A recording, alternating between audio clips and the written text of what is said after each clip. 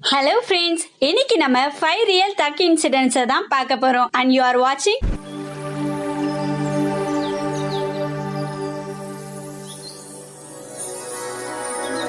Are you okay செல்லம்? வாங்க வீடியோக்குள்ள போலாம்.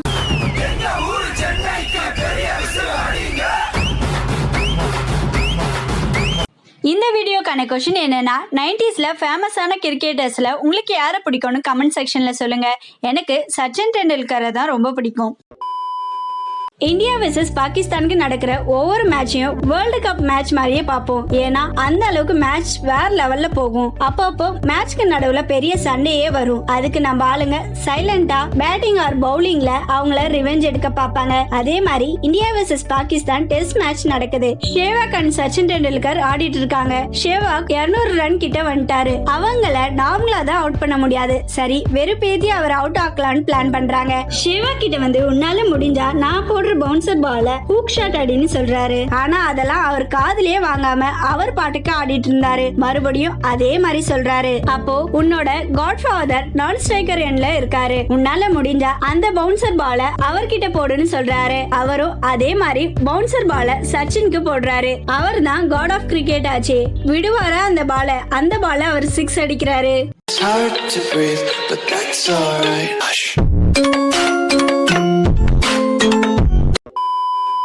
நம்ம தல டோனி ஒரு டீமை ஃபார்ம் பண்ணிட்டா அதை கடைசி வரைக்கும் மாத்தவே மாட்டாரு. அதுதான் அவர்கிட்ட இருந்த பெரிய பிளஸ்னே சொல்லலாம். அந்த ஸ்ட்ராட்டஜியை வச்சுதான் அவர் எல்லா விதமான டிராஃபியும் வாங்கி கொடுத்திருக்காரு. இந்த ஐபிஎல் சீசன்ல இது வரைக்கும் சிஎஸ்கே 4 மேட்ச் ஆடி அதுல 3 மேட்சை வின் பண்ணிருக்காங்க. ஃபர்ஸ்ட் 3 மேட்ச்ல ருத்ராஜ் கைவாத் சரியா பர்ஃபார்ம் பண்ண மாட்டாரு. ஃபர்ஸ்ட் மேட்ச்ல 5 ரன்னும், செகண்ட் மேட்ச்ல 5 ரன்னும், தேர்ட் மேட்ச்ல 10 ரன்னும் மட்டும் தான் அடிக்கிறாரு. எல்லாரும் கைவாத தூக்கிட்டு உத்தப்பாவை கொண்டு வரணும்னு சொல்லிட்டு இருக்காங்க. ஆனா தல டோனி பத்தி தான் நமக்கு நல்லாவே தெரியுமே. மத்தவங்க என்ன சொல்றாங்களோ அதை பண்ண மாட்டாரு. அவருக்கு என்ன தோணுதோ அதுதான் பண்ணுவாரு. அதே மாதிரிதான் 4th மேட்ச்லயும் பண்றாரு. டோனி மறுபடியும் ஒரு சான்ஸ கைவாத்க்கு கொடுக்கறாரு. அவரும் அது சரியா யூஸ் பண்ணிட்டு அந்த மேட்ச்ல 64 ரன்ஸ் எடுக்கிறாரு. கடைசில அந்த மேட்ச சிஎஸ்கே 18 ரன் வித்தியாசத்துல வின் பண்ணிடுறாங்க. மேட்ச் பிரசன்டேஷன் அப்போ ஆலன் வில்கின்ஸ் டோனி கிட்ட கேக்குறாரு, நீங்க கைவாத்க்கு ஒரு சான்ஸ் கொடுத்ததுல ஒரு சைக்காலஜியை அப்ளை பண்ணிருக்கீங்கன்னு. அதுக்கு நம்ம தல டோனி என்ன சொல்றாருன்னா,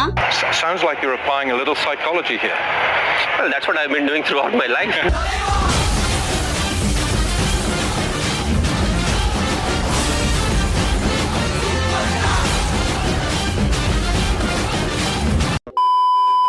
இவர் பேர் சச்சின் டெண்டுல்கர். 2K கிட்ஸா இருக்க நிறைய பேருக்கு இவரை பத்தி முழுசா தெரிஞ்சிருக்காது. இவரும் மத்த கிரிக்கெட்டர்ஸ் மாதிரி தானே நீங்க நினைக்கலாம். ஆனா 90s கிட்ஸ்க்கு தான் தெரியும் இவர் எப்படிப்பட்ட லெஜெண்ட்னு. இப்ப இருக்க ஜெனரேஷன்ல உங்களுக்கு பிடிச்ச கிரிக்கெட்டர் யாருன்னு கேட்டா விராட் கோலி, டோனி, ரோஹித் சர்மான்னு மாத்தி மாத்தி சொல்லுவாங்க. ஆனா அதுவே 90s கிட்ஸ் கிட்ட கேட்டா எல்லாரும் சொல்ற ஒரே பதில் சச்சின் டெண்டுல்கர் தான். அதுல நிறைய பேர் இப்ப இருக்க ஜெனரேஷனுக்கு ஏத்த மாதிரி அவங்களோட ஃபேவரட் கிரிக்கெட்டர் மாறி இருக்கலாம். இன்னும் நிறைய பேர் அவரோட ஃபேனா இருக்கவங்க இப்பவும் இருக்காங்க. அதுதான் ஒரே ரீசன் தமிழ்நாட்டுல சென்னைக்கு ஈக்குவலா மும்பைக்கு ஃபேன் பேஸ் இருக்க காரணம். இவரு 1973ல மும்பைல பிறக்கிறாரு. இவரோட 11 வயசுலயே ஃபர்ஸ்ட் கிரிக்கெட் ஆட ஆரம்பிக்கிறாரு. 14 வயசுல ஸ்கூல் டோர்னமெண்ட்ல 329 ரன் அடிக்கிறாரு. ஒரு வருஷம் கழிச்சு அவரோட ஃபர்ஸ்ட் கிளாஸ் டெபியூட் மேட்ச்லயே செஞ்சுரி அடிக்கிறாரு. இவருக்கு 16 வயசு இருக்கும் போதே அவரோட ஃபர்ஸ்ட் மேட்ச பாகிஸ்தானுக்கு ஆப்போசிட்டா ஆடுறாரு. அவரு 16 வயசுலயே கிரிக்கெட்க்கு வந்துட்டதால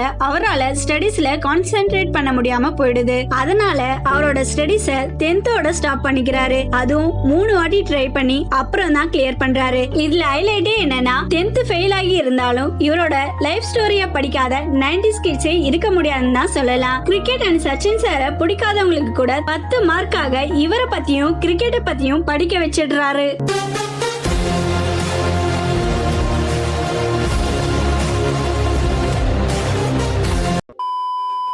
ஒவ்வொரு கிரிக்கெட் பிளேயர்ஸுக்கும் அவங்களுக்காக உயிரே கொடுக்கற அளவுக்கு ஃபேன் கண்டிப்பா இருப்பாங்க. அதே மாதிரிதான் சச்சின் சாருக்கும் நிறைய பேர் இருக்காங்க. அதுல ரொம்பவே ஃபேமஸ்னு பார்த்தா நம்ம சுதீர் குமார் தான். எந்த ஒரு கிரிக்கெட் மேட்ச நம்ம டிவில பார்த்தாலும் அவரோட மூஞ்ச காட்டாம இருக்க மாட்டாங்க. ஏன்னா இவர் ஒரு மேட்ச் விடாம எல்லா இந்தியா மேட்ச்க்கும் ஸ்டேடியம்ல தான் பாப்பாரு. 2011ல இந்தியா செகண்ட் டைமா வேர்ல்ட் கப்பை வின் பண்றாங்க. அதுதான் சச்சின் சாரோட கடைசி வேர்ல்டு கப். சோ அந்த வேர்ல்டு கப்பை சச்சின் சாருக்கு கொடுத்துறாங்க. அந்த வேர்ல்டு கப்பை வாங்கிட்டு ட்ரெஸ்ஸிங் ரூமுக்கு போறாரு. போன உடனே அங்க இருக்க செக்யூரிட்டி கிட்ட வெளியே நிக்கிற சுதீரை கூட்டிட்டு வர சொல்றாரு. ஒரு ஃபேனா நம்ம என்ன பெருசா எதிர்பார்த்துருவோம், ஒரு ஆட்டோகிராஃப், முடிஞ்சா அவரோட ஒரு செல்ஃபி, அவ்வளவுதான். ஆனா அதுக்கும் மேல ஒரு பெரிய கிஃப்ட சச்சின் சார் அவரோட ஃபேனுக்கு கொடுத்திருக்காரு. அவர் ட்ரெஸ்ஸிங் ரூமுக்கு வந்த உடனே அந்த வேர்ல்டு கப்பையே தூக்கி அவர்கிட்ட கொடுத்துறாரு.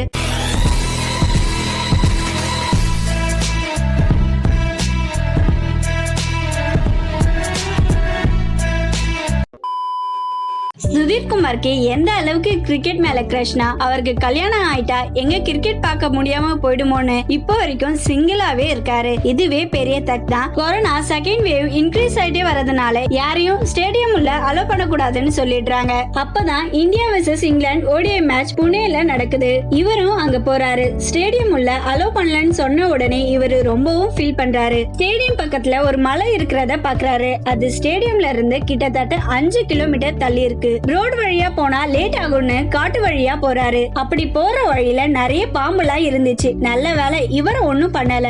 ஏறும்போது நிறைய பாறையில அடியும் படுது. ஆனா அவர் என்ன சொல்றாருன்னா, நான் எப்போ மலை உச்சிக்கு போனேனோ அப்போவே எனக்கு இருந்த எல்லா வலியும் போயிடுச்சுன்னு சொல்லிடுறாரு.